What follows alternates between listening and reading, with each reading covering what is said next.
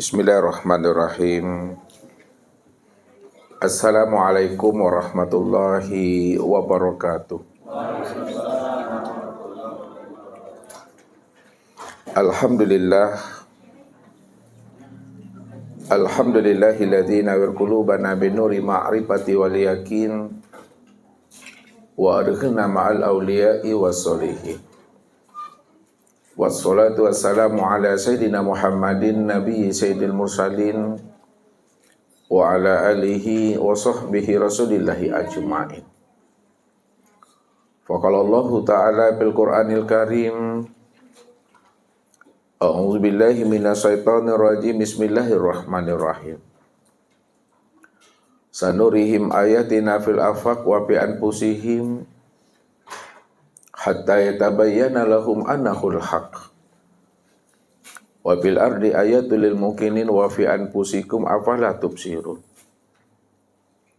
Balil insanu ala nafsihi basyirah.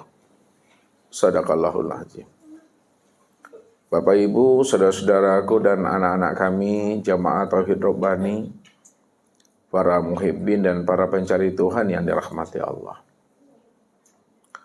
Sebelum datangnya ajal, kematian itu pada diri kita ini, mestinya tentang urusan Tuhan hendaklah telah kita khatamkan atau telah kita selesaikan sebelum datangnya ajal itu pada diri kita. Orang yang telah mampu mengkhatamkan urusan Tuhan pada dirinya, maka dialah benar-benar orang yang telah tahu jalan pulang dan kembali kepada Rabb-Nya. Bukankah Allah katakan kepada kita ini, wa anna ila rabbikal muntaha, bahwa sesungguhnya Rabb itu, aku ini kata Allah adalah akhir kesudahan perjalanan hidup dan dirimu. Inilah yang Allah katakan, inna lillahi wa inna ilaihi raji'un. Kalaulah akhir kesudahan perjalanan hidup dan dirimu itu adalah aku, itu arti yang sebenar-benarnya bahwa sesungguhnya aku inilah asal daripada dirimu, tentu pulang dan kembalinya kamu juga kepada diri aku. Asal Bapak Ibu itu adalah Tuhan, tetap kembalinya menjadi Tuhan. Jadi sebelum ruh melepaskan cangkangnya, sebelum kita mengalami namanya proses kematian, urusan Tuhan itu sudah selesai pada diri kita. Kalau belum selesai urusan Tuhan pada diri kita, kita belum mengenal akan dirinya dengan pengenalan sempurna, maka datang ajal kepada kita, maka ketika itulah kita dalam keadaan zulumat. Disitulah kita berada dalam kegelapan. Orang yang zulumat itu adalah di mana ruhani dan jiwanya itu tidak akan pernah tahu jalan pulang dan kembali kepada dirinya. Inilah yang diungkapkan Allah, orang yang benar-benar buta itu. Ini yang selalu Ustaz utarakan kepada diri Bapak Ibu. Firman Allah surat Bani Israel ayat 72 itu. Wa man kana fi hazil a'ma fahuwa fil akhirati a'ma wa adallun sabila. Barang siapa yang buta di dunianya, maka buta pula nanti di akhiratnya. Wa adallun sabila. Maka dialah sebenar-benarnya orang yang tersesat itu. Dan tempat orang yang tersesat di akhirat itu, Bapak Ibu, adalah di neraka. Makanya kalau Allah menjelaskan orang yang buta itu adalah orang tersesat dan tempatnya di neraka, maka yang dimaksudkan Allah itu Bapak Ibu bukanlah mutanya mata zahir yang ada di kepala ini. Akan tetapi butanya mata hati yang ada di dalam dada. Ini yang dijelaskan Allah dalam surah Al-Hajj ayat 46 itu. Fa innaha la ta'mal absar walakin ta'mal qulub allati fisudur. Sesungguhnya yang aku katakan buta itu, kata Allah, bukanlah buta mata zahirmu yang ada di kepalamu. Akan tetapi butanya mata hatimu yang ada di dalam dada. Jadi siapa yang tidak mengenal aku di waktu hidupnya, maka di waktu matinya dia juga tidak akan pernah mengenal aku. Siapa yang tidak mengenal aku waktu di dunia ini, di akhirat pun dia juga tidak akan pernah mengenal aku. Siapa yang tidak mengenal aku yang wujud dan nyata pada dirinya, pasti dia juga tidak akan pernah mengenal aku yang wujud dan nyata di luar dirinya. Itulah yang sebenar-benarnya yang dikatakan buta. Jadi yang sebenar-benar buta itu adalah orang yang tidak mengenal Tuhannya. Bagaimana dia akan tahu jalan pulang dan kembali kepada Allah? Di waktu hidupnya di dunia ini, dia tidak mengenal akan Rabb-Nya. Kalaupun dia tahu Allah itu adalah Rabb-Nya, taunya hanya sebatas mengenal namanya. Padahal Allah yang dia kenal itu bukanlah huruf. Allah yang diimani itu bukanlah kata-kata. Allah yang diyakini itu bukanlah lafaz, asma lafzul jalalah. Siapa yang mengimani Allah sebagai huruf, lafaz, asma dan kata-kata, maka dia juga termasuk golongan orang yang buta. Makanya ini yang Allah katakan, wa minan nasi may ya'budullaha ala harfin. Ada sebahagian daripada hambaku, sebahagian daripada manusia ini, dia mengaku bertuhan kepadaku, dia mengaku beriman kepada aku, dia mengaku ingat akan diriku. Tapi yang dituhankannya, yang disembahnya, yang diingatnya bukanlah diriku. Melainkan yang diingatnya, yang disembahnya itu adalah huruf Allah, lafaz Allah, dan tulisan Allah. Siapa yang menyembah lafaz Allah, menyembah tulisan Allah, lafzul jalalah, huruf alif lam lam ha itu yang dihadirkannya di dalam hatinya, itu yang ditanamnya di dalam pikirannya, lalu itu yang dia katakan Rabb, maka ketika itulah dia telah menjadikan huruf dan lafaz Allah menjadi berhala di dalam hati dan pikirannya. Ini yang diingatkan Rasul kepada umatnya sebagai bentuk cinta dan kasih sayangnya Rasul itu kepada umat ini. Apa yang disampaikan beliau? Man abdal asma dunal makna bahwa kafir. Siapa yang menyembah nama, menyembah huruf Allah, lafaz Allah, padahal dia tidak mengenal diri Allah yang sesungguhnya, lalu dikatakannya yang Allah itu adalah lafaz dan huruf, maka itulah suatu kekafiran. Inilah orang yang dikatakan buta. Padahal dikatakan al-ismu wal musamma wahid. Nama dengan diri yang punya nama, itu Esa. Kalaulah nama dengan diri yang punya nama itu adalah Esa, dua yang tiada berbilang, dua yang tiada berpisah, dua yang tiada bercerai, berarti nama dengan orangnya itu Esa, Bapak Ibu. Kalau Esa, tentu Bapak Ibu mampu mengenal akan wujud dirinya. Disebut namanya Mik, ini orangnya, jelas. Sebut namanya tisu, ini orangnya. Disebut namanya tangan, ini orangnya. Maka apapun yang kita sebut, apapun yang kita ceritakan, apapun yang kita bahas, mesti terang seterang-terangnya apa yang kita sebut itu, yang mana wujud dan orangnya itu. Jadi mengenal Allah itu tidak cukup hanya sebatas mengenal namanya saja. Karena namanya itu bukanlah dirinya. Akan tetapi nama itu adalah nama daripada wujud dirinya.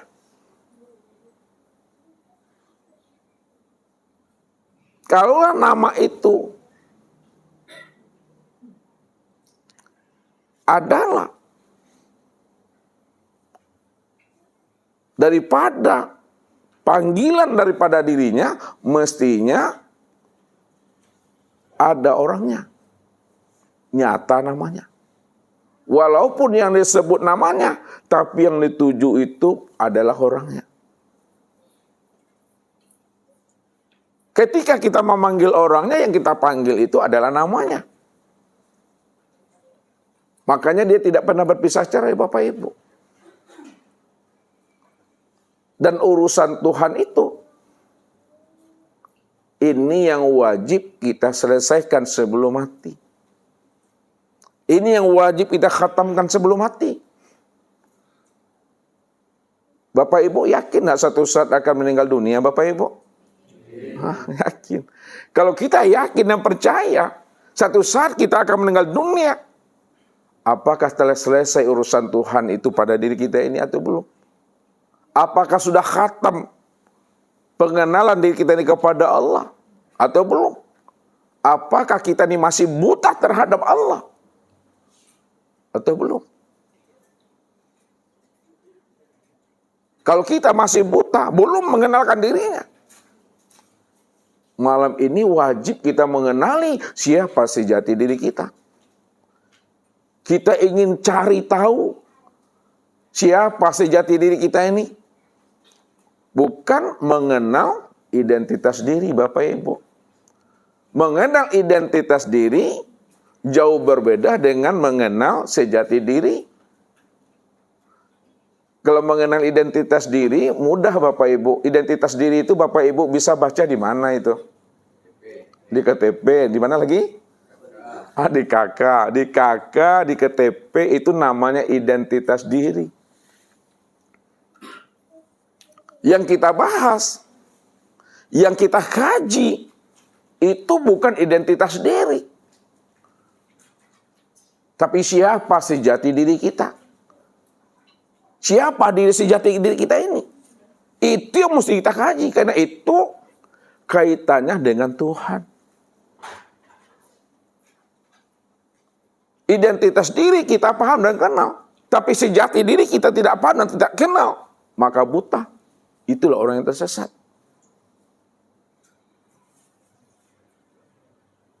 Maka untuk memahaminya, mana yang sejati diri, tunggulah pesan-pesan berikutnya nih Bapak Ibu. Man arafa nafsahu faqad arafa rabbahu. Ini dasarnya Bapak Ibu ya.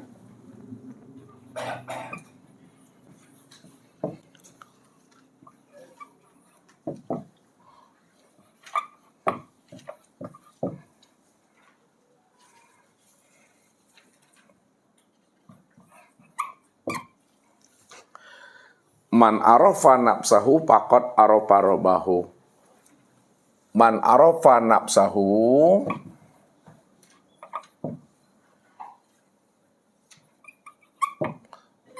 bil mauti faqad arafa rabbahu bil hayati.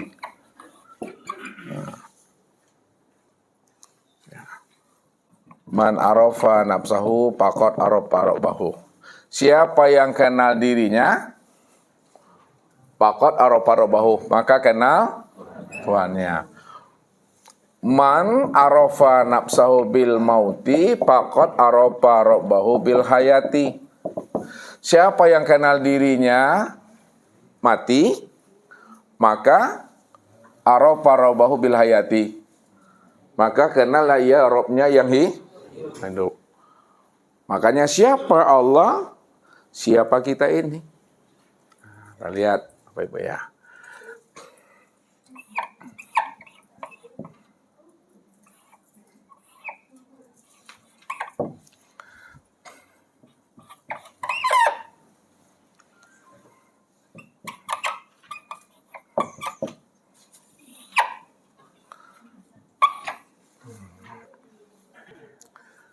Jadi Allah PS-nya insan.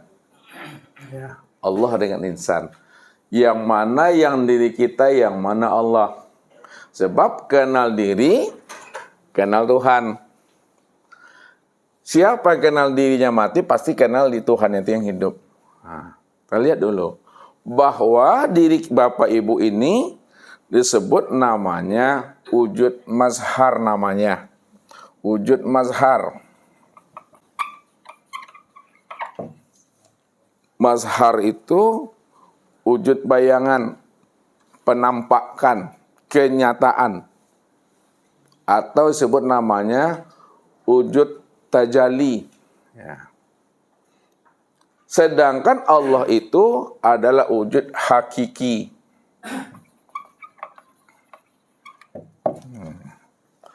Allah itu wujud hakiki, kita ini wujud mazhar bayangannya. Ya. Kalaulah Allah wujud yang hakiki, kita adalah wujud mazhar, bayangannya, cerminannya, lalu berpisahkah Allah dengan insan? Berceraikah insan dengan Allah?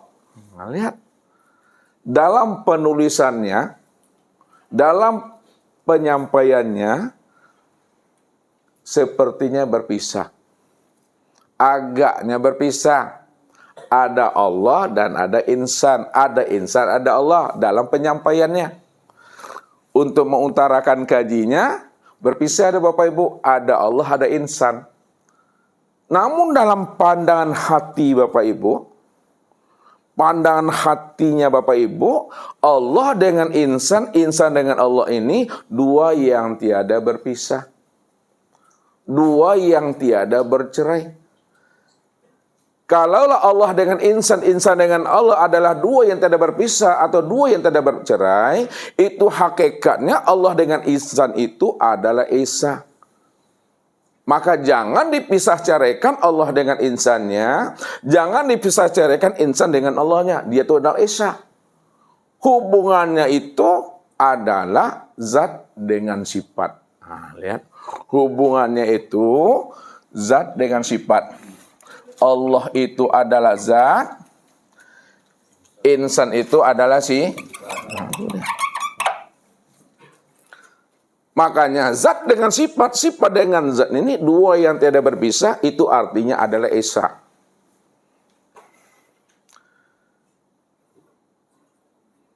Contohnya, harus ambil contoh dulu. Nanti memberikan paham. Ustaz bawa Bapak Ibu merenung, bertafakur ke dalam diri. Nah, lihat. Ini gelas terbuat daripada kaca. Gelas kaca Bapak Ibu. Antara kaca dengan gelas, ini adalah dua yang tiada berpisah. Dua yang tiada bercerai. Kalaulah gelas dan kaca adalah dua yang tidak berpisah, dua yang tidak bercerai, maka memahami Allah dengan insan sama seperti memahami gelas dengan kaca, yaitu zat dengan sifat. Kalaulah gelas dengan kaca, kalau kita sebut, Ustaz bertanya sama Pak Ardi, yang mana yang dikatakan zat dan mana pula yang dikatakan sifat antara kaca dengan gelas? Kaca, zat, gelas, sifat. Alhamdulillah 100 Pak Ardi. Yang kaca itu adalah zat, yang gelas itu sifat. Itu artinya kalaulah kaca itu adalah zat dan gelas itu adalah sifat, itu maknanya gelas dengan kaca tidak pernah berpisah. Kalau tidak pernah berpisah, makna yang sebenarnya ketika Bapak Ibu memandang gelas, yang terpandang apa? Yang terpandang adalah kaca daripada gelas itu. Kalaulah yang terpandang itu adalah kaca pada gelas itu, maka sesungguhnya Bapak Ibu, gelas ini apa bagi kaca? Kenyataan kaca. Bahasa yang gak gampang sekali, yang mudah sekali. Itulah disebut namanya rupanya kaca. Pada saat Bapak Ibu sudah memandang gelas, sudah terpandang namanya kaca. Kenapa? Karena gelas itu adalah rupanya kaca. Tapi siapa yang tidak mampu memandang kaca pada gelas, apa namanya Ibu? Butuh sangi. Butuh sangi Bapak Ibu. Inilah kaca dengan gelas itu nggak pernah berpisahan ya. Begitulah kita memahami Allah dengan insan. Allah itu adalah wujud yang hakiki, yang disebut namanya zat, sedangkan insan itu adalah wujud yang mazhar atau majazi yang disebut namanya sifat. Antara dua wujud ini, Allah dengan insan, zat dengan sifat, mana yang sebenar wujud antara Allah dengan insan? Allah inilah yang sebenar wujud. Karena dia yang sebenar wujud, maka disebut namanya wujud hakiki. Sedangkan insan ini adalah wujud majazi, ada wujud mazhar. Karena dia adalah wujud mazhar atau majazi, maka disebutlah insan itu adalah sifat. Namun sifat dengan zat dengan sifat tidak pernah berpisah cerai Bapak Ibu. Ya, enggak pernah berpisah cerai. Lalu kita ambil pemahamannya ke dalam. Nah, kita lihat. Yang pertama, kalau Allah itu adalah zat, wujud yang hakiki, maka Allah itu bersifat wujud. Allah bersifat wujud. Sedangkan insan karena dia adalah wujud majazi, ada wujud mazhar, wujud bayangan daripada Allah, maka insan ini disebut apanya? Sifatnya apa? Tiada. Allah bersifat wujud, insan bersifat tiada. Allah bersifat sama, insan bersifat tuli. Allah bersifat basar, insan buta. Allah bersifat kalam, insan bisu. Allah bersifat ilmu, insan bersifat bodoh. Allah bersifat kodrat, insan lemah. Allah bersifat iradat, insan papa. Allah bersifat hayat, insan bersifat mati. Itulah maknanya. Man arafa nafsahu bil mauti, faqad arafa rabbahu bil hayati. Siapa yang sadar, yang tahu, yang kenal bahwa dirinya itu benar-benar mati, disitulah dia paham dan mengerti Allah itulah yang benar-benar hidup. Maknanya, siapa yang kenal dirinya bahwa dirinya itu adalah tiada, pasti dia kenal Tuhannya. Tuhannya itulah yang Jadi Allah itu bersifat wujud, kita bersifat tiada. Allah itu bersifat hayat, kita itu bersifat mati. Kalaulah Allah wujud, kita bersifat tiada, lalu siapa diri yang tiada ini sebenarnya? Siapa rupa yang tiada ini sebenarnya? Diri yang tiada ini, rupa yang tiada ini, inilah kenyataan rupa daripada yang wujud nih.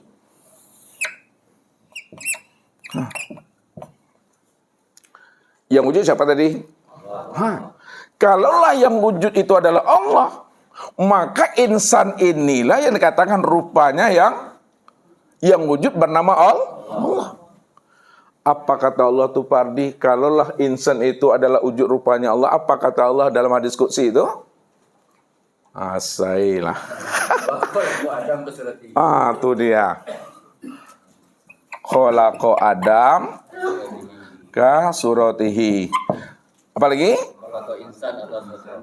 Wa khalaqal insan ala surati Rahman. Nah.